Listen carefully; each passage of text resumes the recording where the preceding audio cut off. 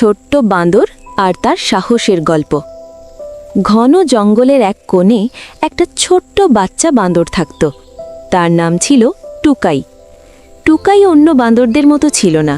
সে ছিল একটু শান্ত, একটু ভীতু আর খুব কৌতূহলী। একদিন ঝড়ে তার পরিবার থেকে সে আলাদা হয়ে যায়। চারদিকে অন্ধকার, গাছ ভেঙে পড়েছে, বাতাসের শব্দ।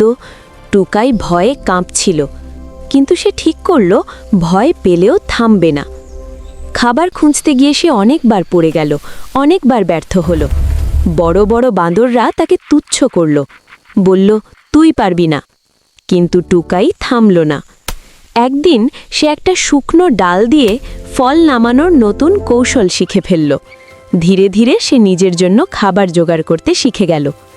যারা একদিন তাকে নিয়ে হাসত, তারা অবাক হয়ে দেখল এই ছোট্ট বাঁদরটাই এখন সবার থেকে বেশি বুদ্ধিমান। কয়েক মাস পর টুকাই শুধু নিজের জন্য না, অন্য ছোট বাঁদরদেরও শেখাতে লাগল কিভাবে কঠিন সময় হার না মানতে হয়।